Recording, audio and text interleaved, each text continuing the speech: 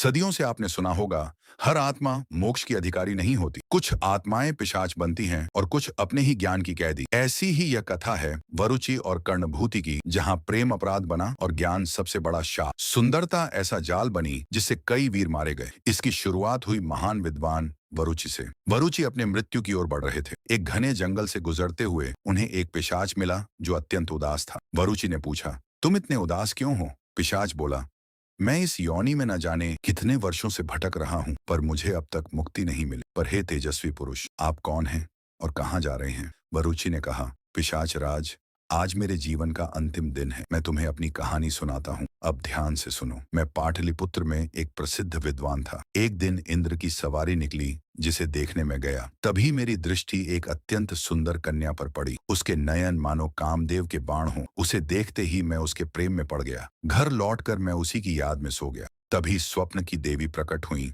और बोली, हे वरुचि, जिस स्त्री के प्रेम में तुम व्याकुल हो वह तुम्हारी पूर्व जन्म की पत्नी है और वह भी तुमसे उतना ही प्रेम करती है। अगली सुबह मैं उसके घर की खिड़की के पास पहुंचा।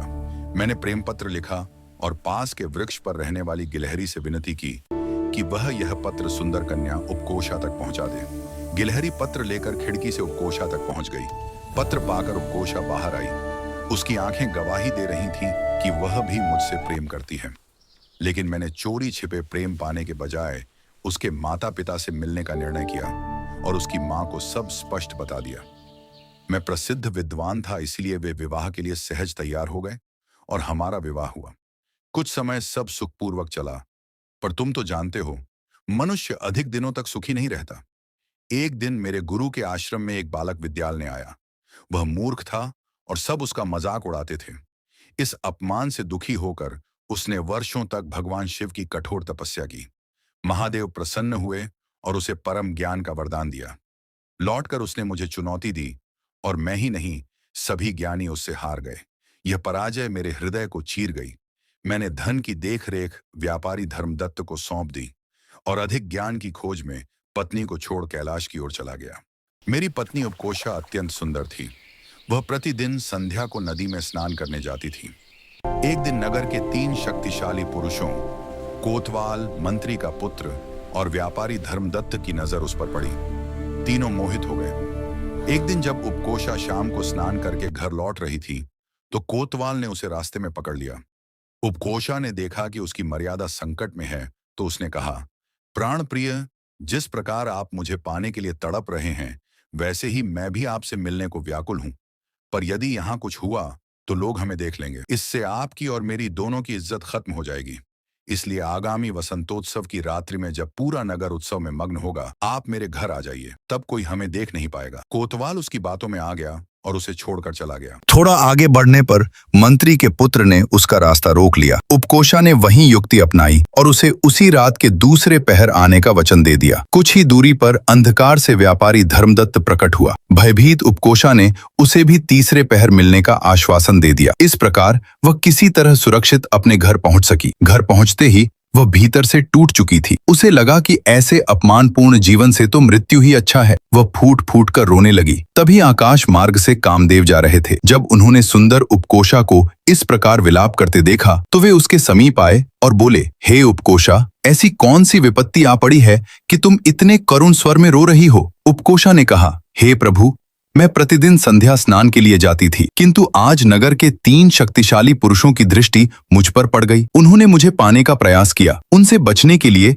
मैं वसंतोत्सव की रात्रि में मिलने का वचन देकर लौट आई हूँ। अब मैं समझ नहीं पा रही कि क्या करूं। कामदेव बोले, तुम चिंता मत करो, मेरे प्रभाव से वे सभी व्याकुल होकर निश्चित समय पर यहाँ आएंगे। तुम अपनी सहेलियों की सहायता से तेल की एक बड़ी कड़ाही तैयार करो। उसमें काजल और सुगंधित इत्र मिलाकर एक काला गाढ़ा मिश्रण बना लेना, ताकि सुगंध से वास्तविक वस्तु की पहचान न हो सके।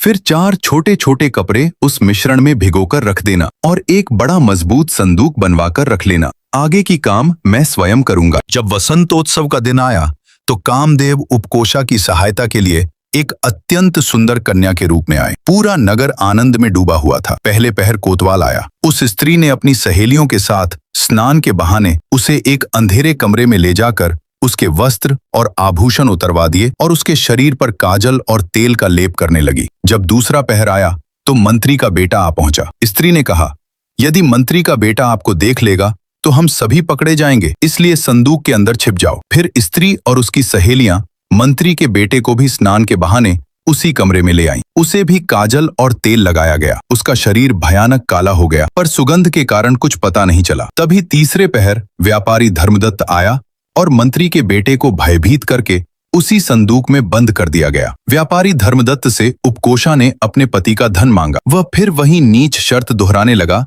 कि तुम्हें मुझे खुश करना होगा। तभी उपकोषा ने संदूक की ओर देखकर ऊंचे स्वर में कहा, हे देवताओं, इस दुष्ट की बात सुनो। और फिर व्यापारी को भी काजल से लपेटकर अपमानित अवस्था में बाहर निकाल दिया गया। वह कुत्तों से बचता शर्म से झुका हुआ अपने घर पहुंचा। अगली सुबह उपकोषा सीधे राजानंद के दरबार पहुंची और व्यापारी पर धोखाधड़ी का आरोप लगाया। व्यापारी मुकर गया।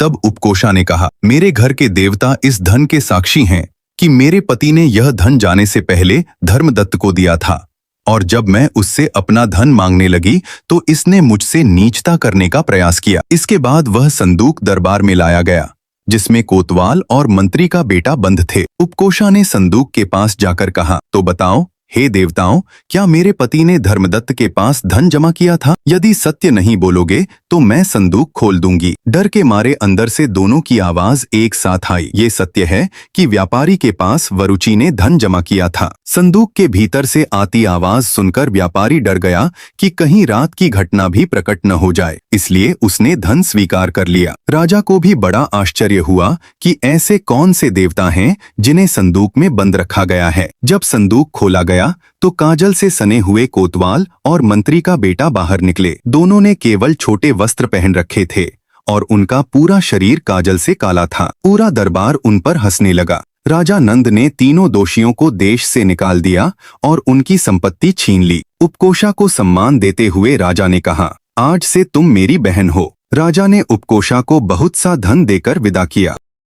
उपकोषा का पति वरुचि भी भगवान शिव को प्रसन्न कर ज्ञान प्राप्त कर चुका था। वो अपने दो मित्रों व्याधि और इंद्रदत्त के साथ अपने गुरु के पास पहुंचा। गुरु ने वरुचि से गुरुदक्षिणा के रूप में 1,00,000 स्वर्ण मुद्राएं मांगी। तीनों ने निश्चय किया कि ये धन प्राप्त करने के लिए उन्हें राजा नंद के पास जाना चाहिए। जब वे दरबार पहुंचे तो पता चला कि राजा की मृत्यु हो चुकी है और पूरा नगर शोक में डूबा हुआ है। तभी इंद्रदत्त, जिसे किसी के शरीर में प्रवेश करने की विद्या आती थी, उसने वरुचि से कहा, मित्र, मैं राजा के शरीर में प्रवेश कर जाता हूँ, फिर मैं मंत्री को आदेश दूंगा कि वो तुम्हें 1,00,000 स्वर्ण मुद्राएं दे दे। लेकिन याद रखना, मेरे असली शरीर को कहीं सुरक्षित छिपाना होगा ताकि मैं वापस उसमें लौट सकूं। सभी उसकी बातों पर सहमत हो गए। इंद्रदत्त राजा के शरीर में प्रवेश कर गया। तुरंत राजा जीवित हो उठा और पूरा नगर खुशी से झूम उठा। इंद्रदत्त के शरीर को सुरक्षित रखने के लिए एक मंदिर में छिपा दिया गया। अब राजा के शरीर में इंद्रदत्त विराजमान था। उसने अपने मंत्री को आदेश दिया कि विद्वान वरुचि को उपहार स्वरूप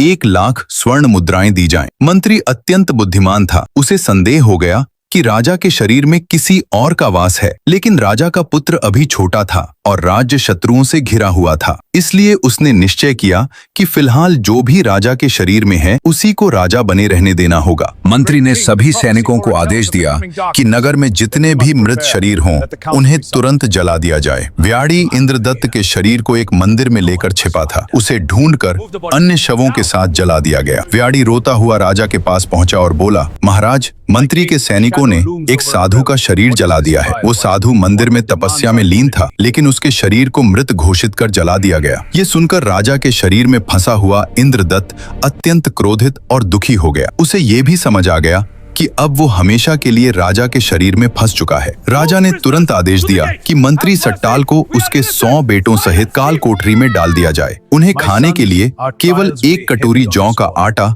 और थोड़ा सा पानी दिया गया। मंत्री ने रोते हुए अपने बेटों से कहा, इस आटे और पानी से केवल एक ही व्यक्ति किसी तरह जीवित रह सकता है, इसलिए वही इसे खाए जो राजा से बदला ले सके। सभी बेटों ने कहा, पिताजी, आपसे बड़ा ज्ञानी यहाँ कोई नहीं है, आप ही जीवित रहें और आप ही राजा से बदला ले सकते हैं। मंत्री उदास होकर वही भोजन करता रहा। उसकी आंखों के सामने उसके पुत्र एक एक करके तड़प तड़प कर मरते गए। धीरे धीरे उसके 100 पुत्र मर गए और मंत्री केवल लाशों की दुर्गंध और कंकालों के बीच अकेला जीवित रह गया। अब राजा ने अपने मित्र वरुचि को मंत्री बना दिया और स्वयं धन की मद में मस्त होकर रानियों के प्रेम में डूब गया। एक दिन पश्चिम से एक नौजवान व्यापारी उसके राज्य में व्यापार के लिए आया। उसकी नजर जब राजा की सुंदर रानी पर पड़ी तो वो बस देखता ही रह गया और उसके प्रेम में डूब गया। जब राजा ने यह देखा तो वो क्रोध से पागल हो गया और उसने उस व्यापारी को फांसी की सजा सुना दी। लेकिन जब व्यापारी को नगर मार्ग से ले जाया जा रहा था तभी रास्ते में एक मछुआरे के जाल से एक मछली सुंदर स्त्री में बदल गई। वो व्यापारी को देखकर जोरों से हंसी और फिर गायब हो गई। ये सब देखकर सभी लोग हैरान रह गए। राजा भी समझ नहीं पाया कि ये सब क्या हुआ। राजा ने तुरंत फांसी की सजा रुकवा दी और अपने मंत्री वरुचि को बुलाकर कहा, पता करो कि आखिर वह मछली कौन थी जो दिव्य स्त्री के रूप में आई,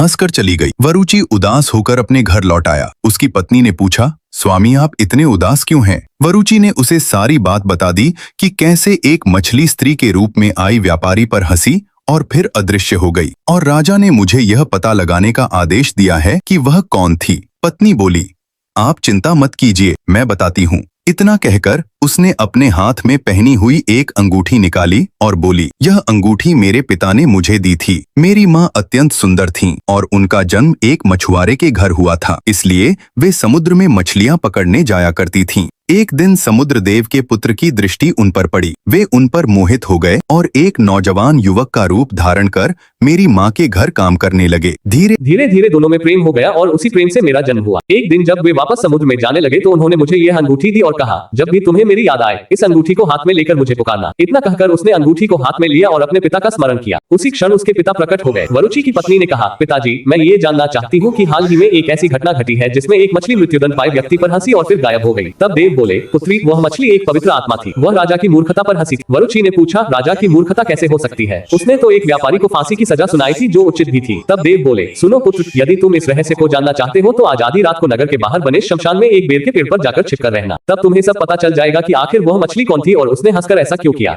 इतना कहकर वे देव वहां से अदृश्य हो गए। वरुचि पेड़ पर बैठा हुआ था। जब आधी रात हुई तो एक पिशाचिनी अपने 2 बच्चों को खींचते हुए वहां आए। बच्चे भूख के कारण रो रहे थे और खाना मांग रहे थे। पिशाचिनी ने कहा, चुप हो जाओ बच्चों, आज तुम्हें बहुत सारा खाना मिलने वाला था। आज एक व्यापारी को फांसी होनी थी लेकिन एक मछली ने सारा खेल बिगाड़ दिया। बच्चों ने पूछा, ऐसा क्या हुआ था माँ? पिशाचिनी ने कहा, राजा ने सिर्फ इस कारण व्यापारी को फांसी की सजा सुना दी क्योंकि वह रानी को देख रहा था, जबकि रानी स्वयं बहुत अधर्मी है। उसके आसपास जितनी भी दासियां हैं वे सभी स्त्रियां नहीं बल्कि स्त्री के वेश में पुरुष है और सबका रानी से अवैध संबंध है। एक दिन राजा ने रानी को नगर कोतवाल के साथ देख लिया। ये दृश्य देखते ही राजा को ऐसा प्राणघातक आघात लगा कि उसकी छाती फट गई और वह वहीं मर गया। लेकिन उसी दिन 3 युवा राजा से मिलने आए, व्याघ्री, वरुचि और इंद्रदत्त। इंद्रदत्त किसी भी शरीर में प्रवेश करने की विधि जानता था। वह राजा के शरीर में प्रवेश कर गया और राजा पुनः जीवित हो गया। अब वही राजा बनकर बैठा है। वह मछली यह जानती है कि राजा कितना मूर्ख है कि रानी स्वयं अधर्मी है, अनेक पुरुषों के साथ रहती है और राजा एक निर्दोष व्यापारी को फांसी दे रहा था। ये सब कहते हुए पिशाचिनी हंसने लगी। वरुचि पेड़ पर छिपा हुआ ये सब सुन रहा था। जब पिशाचिनी वहां से चली गई तो वरुचि नीचे उतरा और सीधे राजा के महल पहुंचा। उसने राजा से कहा, महाराज, मछली ने वह देखा है जो आप नहीं देख पाए। बहुत से पुरुष रानियों के बीच स्त्री के रूप में रह रहे हैं। ये सुनकर राजा को अत्यंत अपमान महसूस हुआ और उसने पूरे महल की जांच का आदेश दे दिया। जांच में वही बात सच निकली। तब राजा ने सभी पुरुषों को फांसी दे दी और मंत्री वरुचि की बुद्धिमत्ता से बहुत प्रसन्न हुआ। लेकिन यही खुशी जल्द ही वरुचि के लिए कष्ट का कारण बनने वाली थी। एक दिन राजा के दरबार में एक प्रसिद्ध चित्रकार आया और उसने रानी का एक अत्यंत सुंदर